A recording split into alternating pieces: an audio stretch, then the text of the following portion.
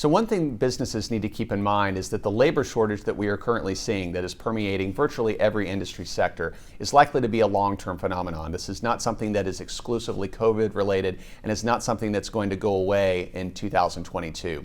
There are multiple causes to the labor shortage. One is more of the short-run cause that is due to COVID, where we've seen a rapid rebound in demand, and we see demand that has recovered and has grown at a far faster rate than supply has because consumer spending has been high due to the combination of federal fiscal stimulus and wages being earned as the economy has rebounded.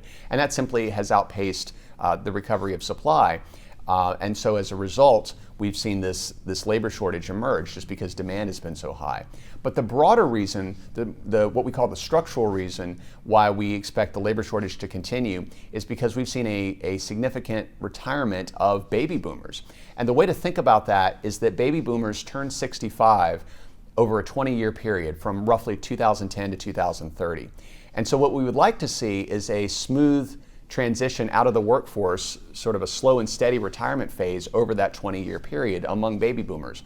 But that's not what we got. What happened was in 2010, in the aftermath of the financial crisis, baby boomers saw their 401ks decline significantly, so they were forced to keep working, those older baby boomers, for a number of years.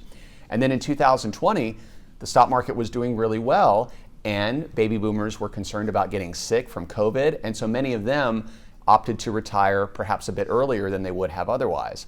So as a result, rather than having a 20-year period of a slow and steady phase out of the baby boomers, they all retired in a very short period of time, and that created a major disruption in the labor market, which now we are dealing with. But as we move forward, that's not going to go away, and we also see that the millennials and Gen Z, the younger workers that are replacing the baby boomers, they're smaller in terms of their absolute size, in terms of the number of people.